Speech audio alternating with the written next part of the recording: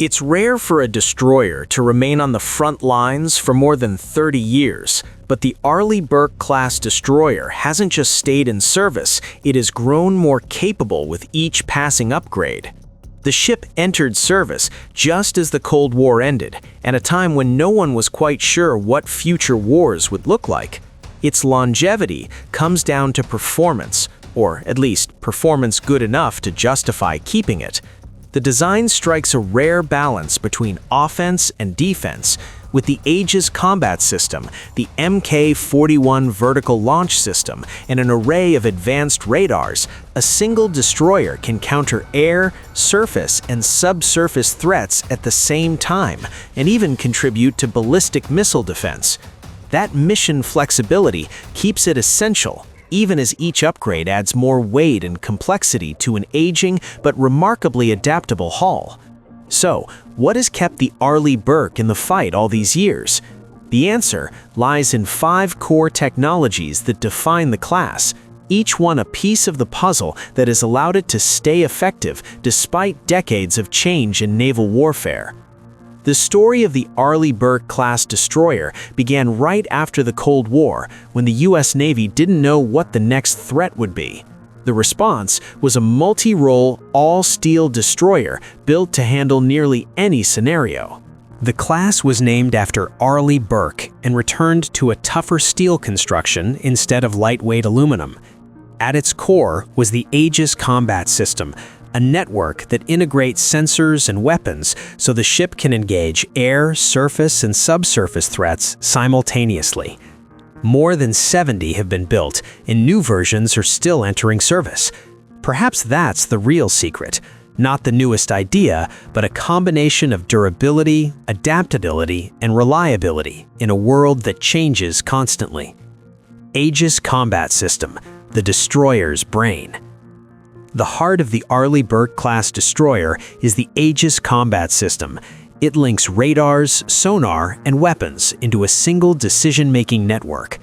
A blip appears on the screen. Aegis analyzes it, identifies the threat, and selects the appropriate response, from missiles launched via the Mk-41 vertical launch system to close-in defense systems. That integration allows the ship to handle air, surface, and underwater threats simultaneously, and to play a role in ballistic missile defense. In newer versions, paired with the AN/SPY-6 radar, detection range and precision have increased dramatically. The principle remains simple: see early, decide fast, strike first. AN/SPY-1 and AN/SPY-6 radars, the destroyer's eyes. If Aegis is the brain, the radars are the eyes. The original AN/SPY-1 used phased array technology to track hundreds of targets at once, from sea-skimming missiles to high-altitude aircraft, without moving mechanical parts. The newer AN/SPY-6, installed on Flight 3 destroyers, scales that concept dramatically.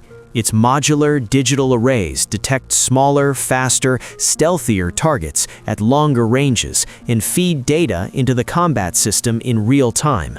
The upgrade moves the Burke from good eyesight to something close to near total vision, keeping a 1980s design relevant against modern threats. Vertical Launch System, VLS, the muscle. If Aegis is the brain, the radar the eyes, the Mk-41 vertical launch system is the muscle. Each destroyer carries around 96 launch cells built into the deck, firing missiles vertically without needing to maneuver the ship. The system's strength lies in flexibility: Tomahawk missiles for land strike, SM-2 or SM-6 for air defense, ASROC for anti-submarine warfare. One launcher supports multiple mission types, allowing the Burke to switch roles rapidly, from striking inland targets to intercepting incoming missiles. The main limitation is the finite number of cells and the difficulty of reloading at sea during extended or high-intensity conflicts.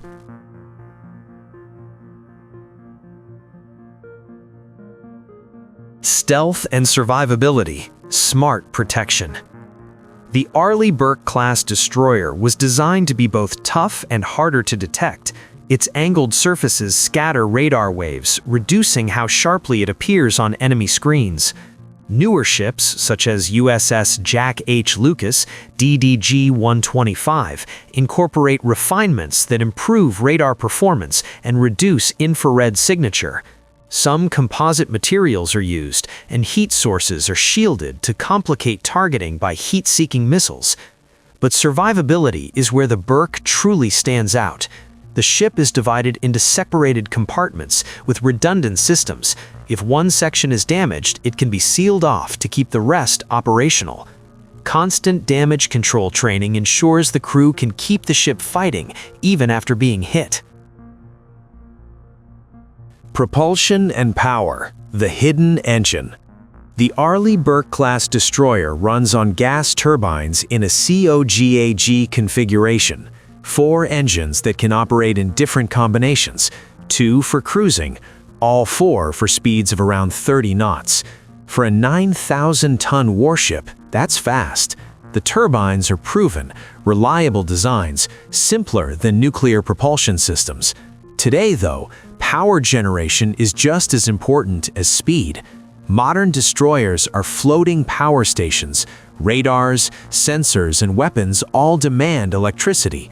Flight 3 ships generate significantly more power to support advanced radars and potentially future directed energy weapons.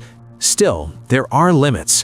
A hull conceived in the late 1980s has only so much room for additional generators and cooling systems. The Arleigh Burke still has room to grow, but not infinitely. Even the most adaptable designs eventually meet their physical boundaries, and that's where the next chapter of naval warfare begins. Thank you so much for staying with us. Don't forget to leave a comment and share your thoughts with us.